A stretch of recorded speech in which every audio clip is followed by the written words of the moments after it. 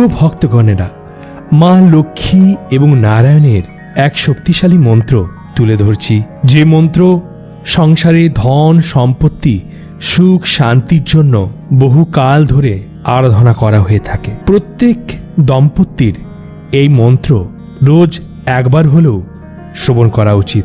ফলে দম্পতির মধ্যে কলহ, বিবাদ, ঝগড়াঝাটি, মনোমালিন্য ইত্যাদি কেটে যায়, সংসারে অভাব অনটন কাটতে শুরু করে এবং সুখী এবং আনন্দময় জীবন যাপন করা সম্ভব হয় এই মন্ত্রর প্রভাবে।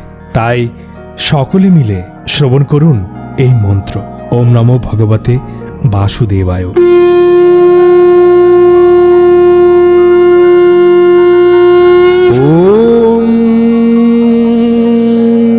शान्ताकारं भुजगशयनं पद्मनाभं सुरेशं विश्वधारं गगनसदृशं मेघवर्णं शुभांगं लक्ष्मीकान्तं कमलनयनं योगिभिनाज्ञमन्यं वन्दे विष्णुं भवभयहरं सर्वलोकैकनाथम्। ॐ शान्ताकारं भुजगशयनं पद्मनाभं सुरेशं विश्वधारं गगनसदृशं मेघवर्णं शुभांगं लक्ष्मीकान्तं कमलनयनं योगिभिनाज्ञमन्यं वन्दे विष्णुं भवभयहरं सर्वलोकैकनाथम्। ॐ नमो भगवते वासुदेवाय। शान्ताकारं भुजगशयनं पद्मनाभं सुरेशं विश्वधारं गगनसदृशं मेघवर्णं शुभांगं लक्ष्मीकान्तं कमलनयनं योगिभिनाज्ञमन्यं वन्दे विष्णुं भवभयहरं सर्वलोकैकनाथम्। ॐ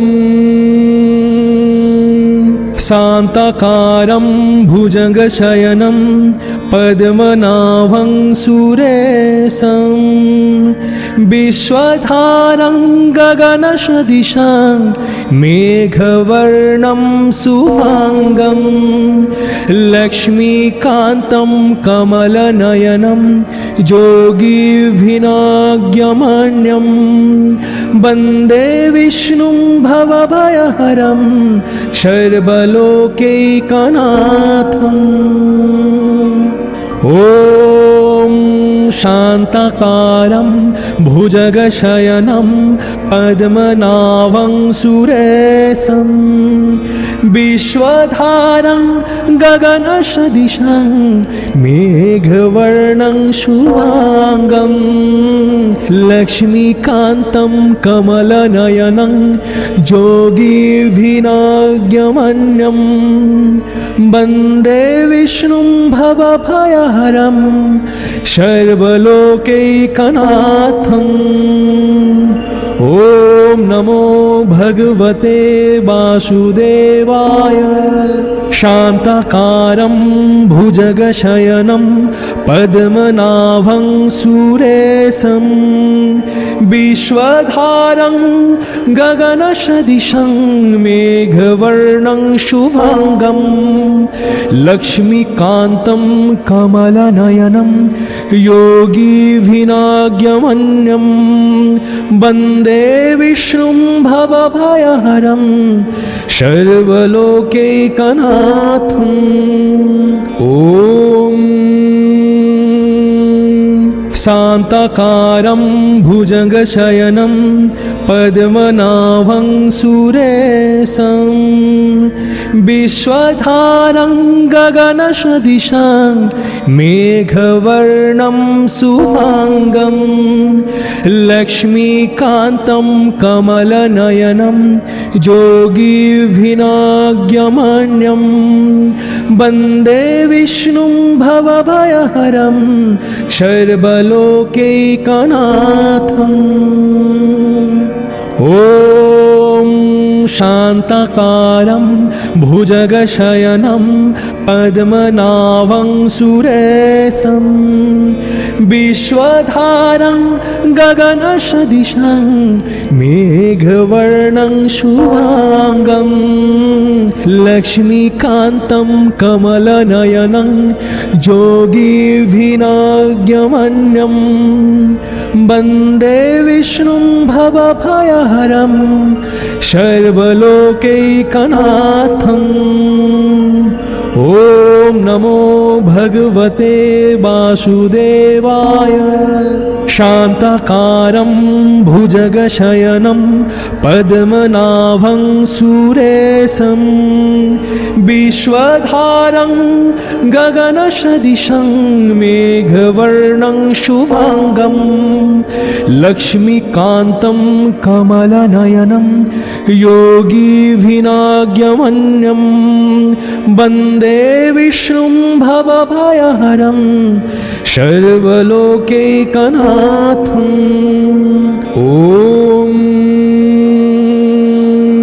शान्ताकारं भुजगशयनं पद्मनाभं सुरेशं विश्वधारं गगनसदृशं मेघवर्णं शुभांगं लक्ष्मीकान्तं कमलनयनं योगिभिनाज्ञमन्यं वन्दे विष्णुं भवभयहरं सर्वलोकैकनाथम्।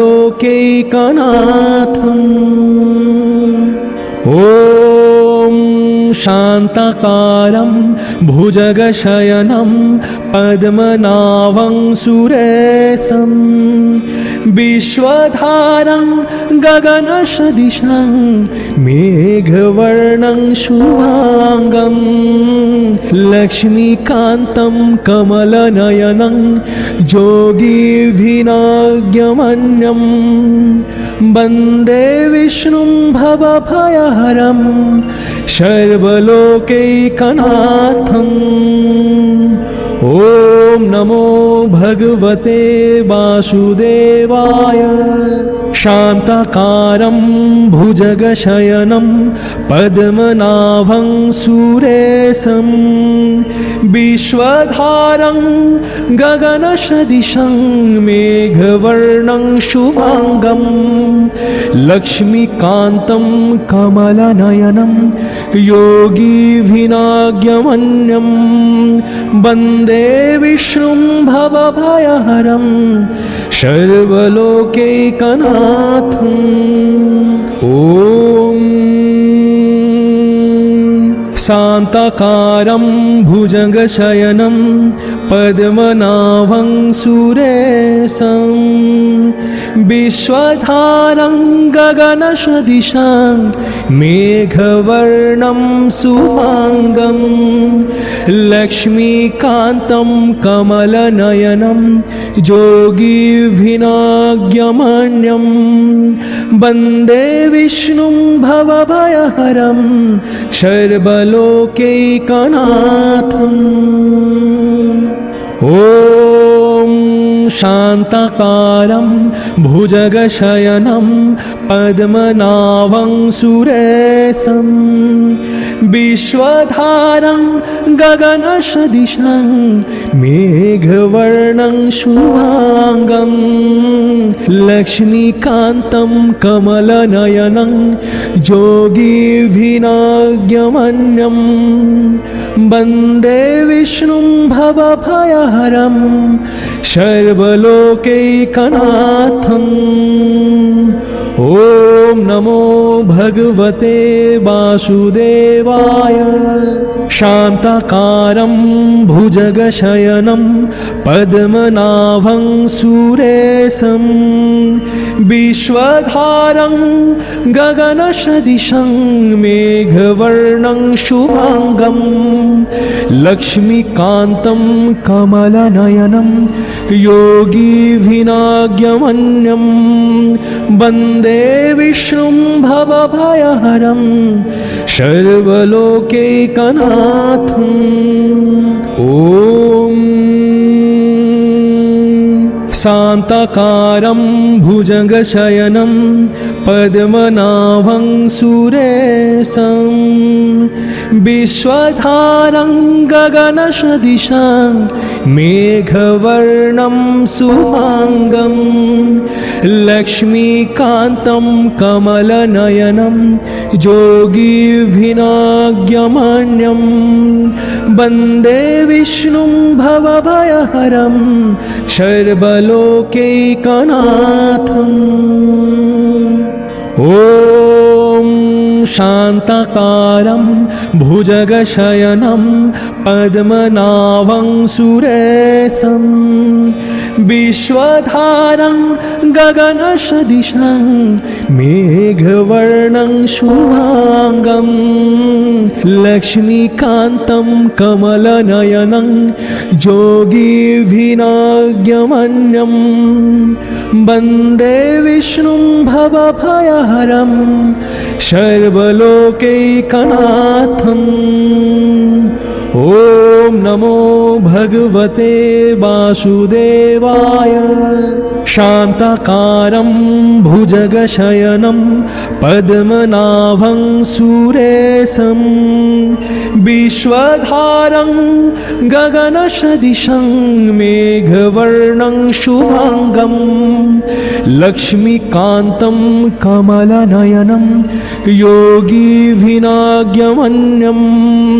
वन्दे विष्णुं भवभयहरं सर्वलोकैकनाथम्। ॐ शान्ताकारं भुजगशयनं पद्मनाभं सुरेशं विश्वधारं गगनसदृशं मेघवर्णं शुभांगं लक्ष्मीकान्तं कमलनयनं योगिभिनाज्ञमन्यं वन्दे विष्णुं भवभयहरं सर्वलोकैकनाथम्। ॐ शान्ताकारं भुजगशयनं पद्मनाभं सुरेशं विश्वधारं गगनसदृशं मेघवर्णं शुभांगं लक्ष्मीकान्तं कमलनयनं योगिभिनाज्ञमन्यं वन्दे विष्णुं भवभयहरं सर्वलोकैकनाथम्। ॐ नमो भगवते वासुदेवाय। शान्ताकारं भुजगशयनं पद्मनाभं सुरेशं विश्वधारं गगनसदृशं मेघवर्णं शुभांगं लक्ष्मीकान्तं कमलनयनं योगिभिनाज्ञमन्यं वन्दे विष्णुं भवभयहरं सर्वलोकैकनाथम्। ॐ शान्ताकारं भुजगशयनं पद्मनाभं सुरेशं विश्वधारं गगनसदृशं मेघवर्णं शुभांगं लक्ष्मीकान्तं कमलनयनं योगिभिनाज्ञमन्यं वन्दे विष्णुं भवभयहरं सर्वलोकैकनाथम्। ॐ शान्ताकारं भुजगशयनं पद्मनाभं सुरेशं विश्वधारं गगनसदृशं मेघवर्णं शुभांगं लक्ष्मीकान्तं कमलनयनं योगिभिनाज्ञमन्यं वन्दे विष्णुं भवभयहरं सर्वलोकैकनाथम्। ॐ नमो भगवते वासुदेवाय। शान्ताकारं भुजगशयनं पद्मनाभं सुरेशं विश्वधारं गगनसदृशं मेघवर्णं शुभांगं लक्ष्मीकान्तं कमलनयनं योगिभिनाज्ञमन्यं वन्दे विष्णुं भवभयहरं सर्वलोकैकनाथम्। ॐ शान्ताकारं भुजगशयनं पद्मनाभं सुरेशं विश्वधारं गगनसदृशं मेघवर्णं शुभांगं लक्ष्मीकान्तं कमलनयनं योगिभिनाज्ञमन्यं वन्दे विष्णुं भवभयहरं सर्वलोकैकनाथम्। ॐ शान्ताकारं भुजगशयनं पद्मनाभं सुरेशं विश्वधारं गगनसदृशं मेघवर्णं शुभांगं लक्ष्मीकान्तं कमलनयनं योगिभिनाज्ञमन्यं वन्दे विष्णुं भवभयहरं सर्वलोकैकनाथम्। ॐ नमो भगवते वासुदेवाय। शान्ताकारं भुजगशयनं पद्मनाभं सुरेशं विश्वधारं गगनसदृशं मेघवर्णं शुभांगं लक्ष्मीकान्तं कमलनयनं योगिभिनाज्ञमन्यं वन्दे विष्णुं भवभयहरं सर्वलोकैकनाथम्। ॐ शान्ताकारं भुजगशयनं पद्मनाभं सुरेशं विश्वधारं गगनसदृशं मेघवर्णं शुभांगं लक्ष्मीकान्तं कमलनयनं योगिभिनाज्ञमन्यं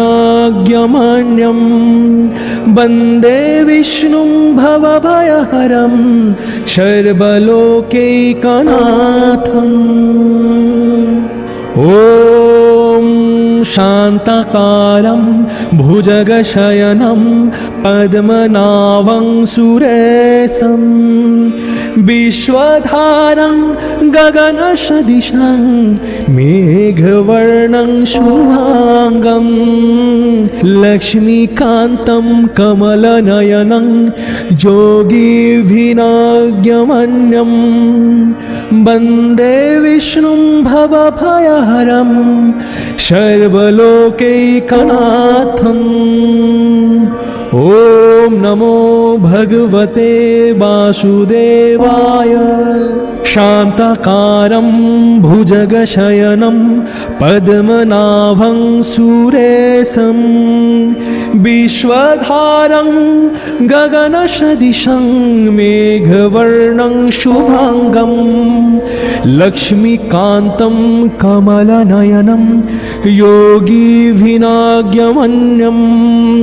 वन्दे विष्णुं भवभयहरं सर्वलोकैकनाथम्।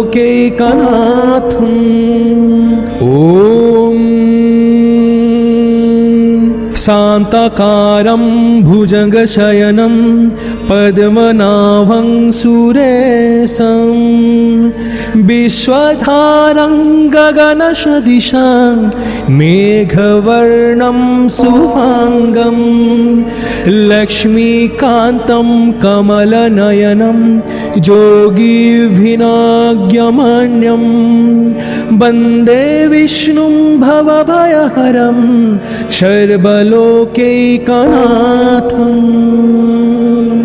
ॐ शान्ताकारं भुजगशयनं पद्मनाभं सुरेशं विश्वधारं गगनसदृशं मेघवर्णं शुभांगं लक्ष्मीकान्तं कमलनयनं योगिभिनाज्ञमन्यं वन्दे विष्णुं भवभयहरं सर्वलोकैकनाथम्। ॐ नमो भगवते वासुदेवाय।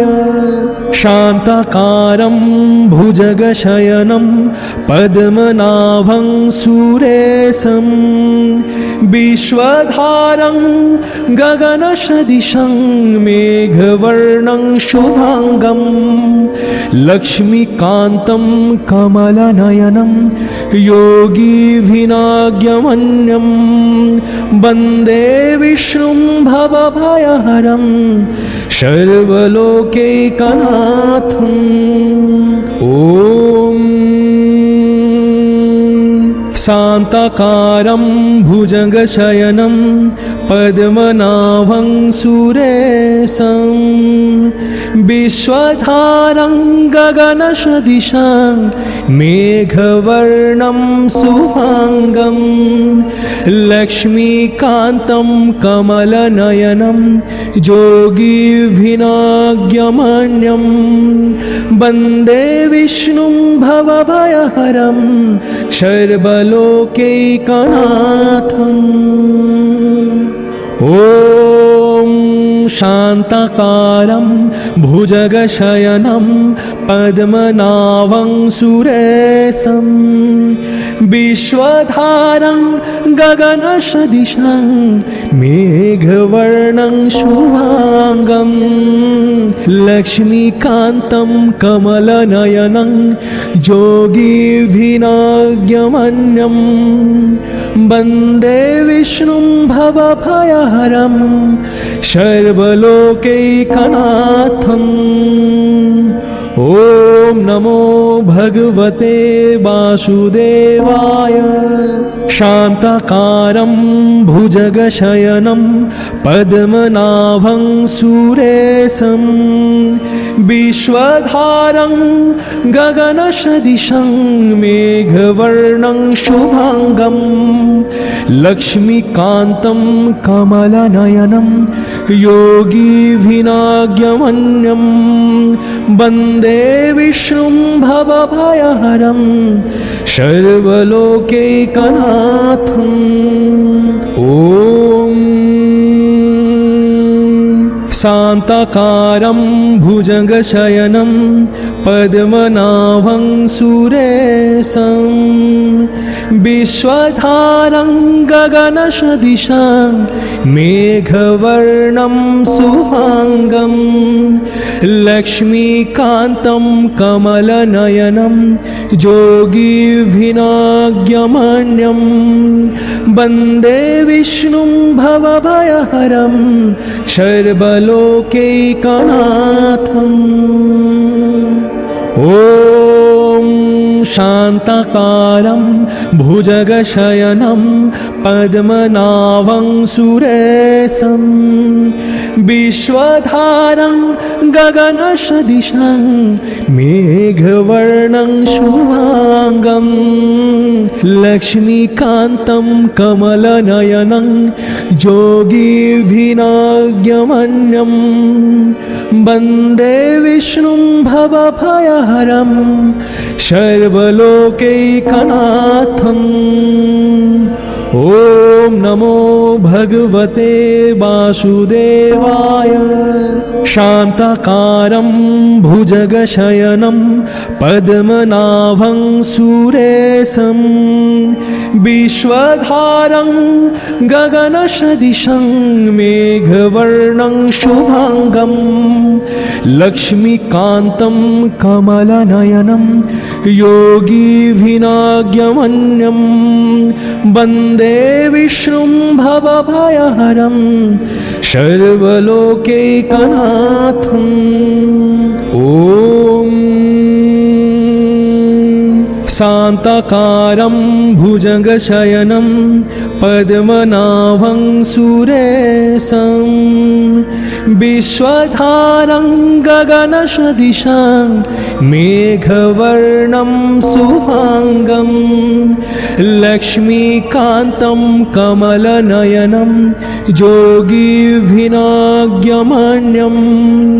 वन्दे विष्णुं भवभयहरं सर्वलोकैकनाथम्। ॐ शान्ताकारं भुजगशयनं पद्मनाभं सुरेशं विश्वधारं गगनसदृशं मेघवर्णं शुभांगं लक्ष्मीकान्तं कमलनयनं योगिभिनाज्ञमन्यं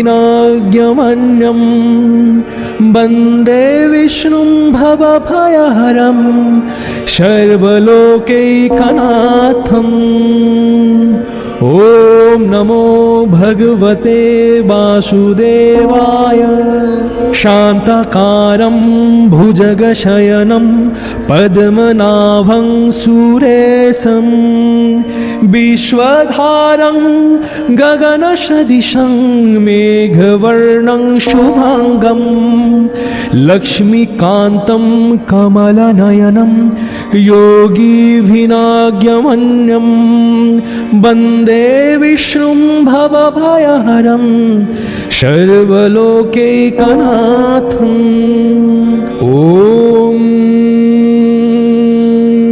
शान्ताकारं भुजगशयनं पद्मनाभं सुरेशं विश्वधारं गगनसदृशं मेघवर्णं शुभांगं लक्ष्मीकान्तं कमलनयनं योगिभिनाज्ञमन्यं वन्दे विष्णुं भवभयहरं सर्वलोकैकनाथम्। ॐ शान्ताकारं भुजगशयनं पद्मनाभं सुरेशं विश्वधारं गगनसदृशं मेघवर्णं शुभांगं लक्ष्मीकान्तं कमलनयनं योगिभिनाज्ञमन्यं वन्दे विष्णुं भवभयहरं सर्वलोकैकनाथम्। ॐ नमो भगवते वासुदेवाय। शान्ताकारं भुजगशयनं पद्मनाभं सुरेशं विश्वधारं गगनसदृशं मेघवर्णं शुभांगं लक्ष्मीकान्तं कमलनयनं योगिभिनाज्ञमन्यं वन्दे विष्णुं भवभयहरं सर्वलोकैकनाथम्। ॐ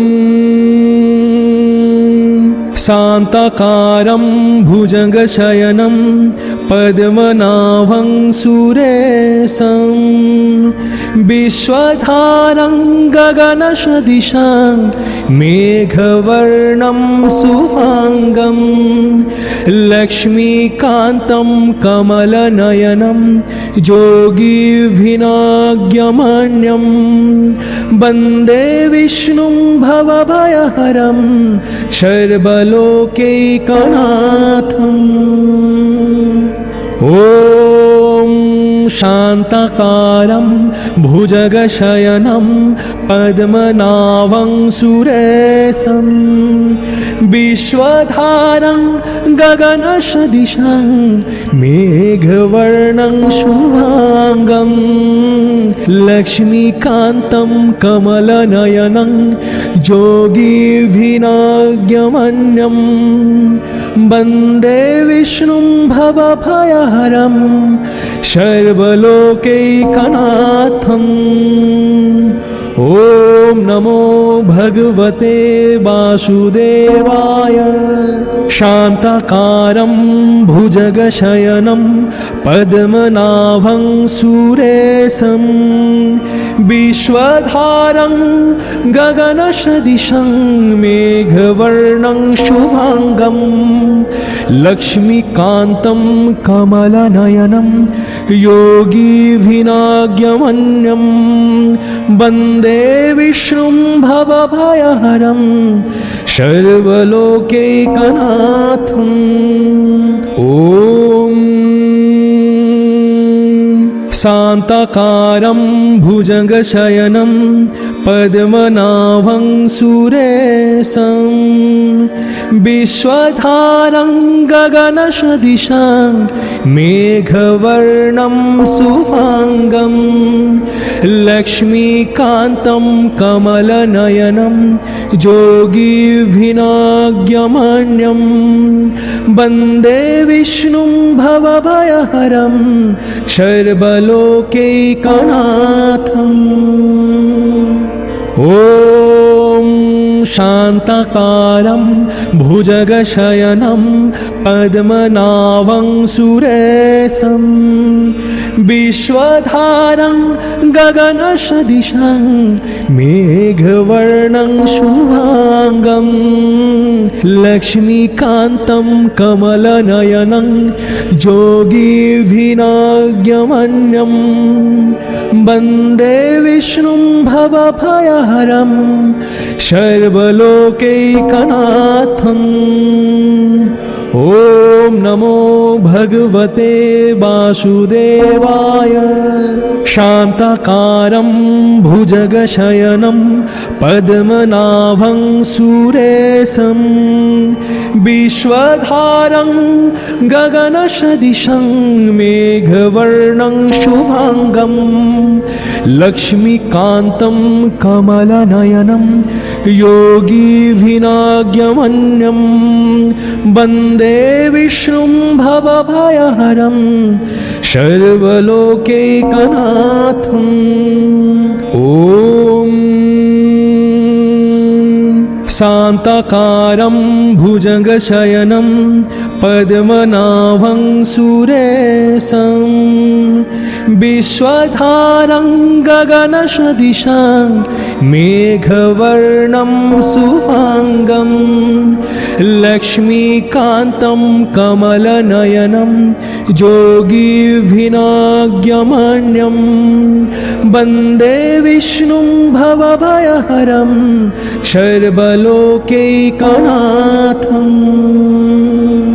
ॐ शान्ताकारं भुजगशयनं पद्मनाभं सुरेशं विश्वधारं गगनसदृशं मेघवर्णं शुभांगं लक्ष्मीकान्तं कमलनयनं योगिभिनाज्ञमन्यं वन्दे विष्णुं भवभयहरं सर्वलोकैकनाथम्। ॐ नमो भगवते वासुदेवाय।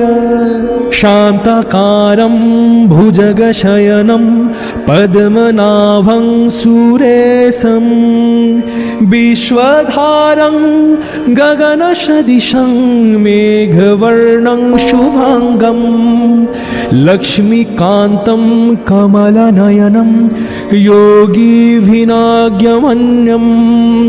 वन्दे विष्णुं भवभयहरं सर्वलोकैकनाथम्। ॐ शान्ताकारं भुजगशयनं पद्मनाभं सुरेशं विश्वधारं गगनसदृशं मेघवर्णं शुभांगं लक्ष्मीकान्तं कमलनयनं योगिभिनाज्ञमन्यं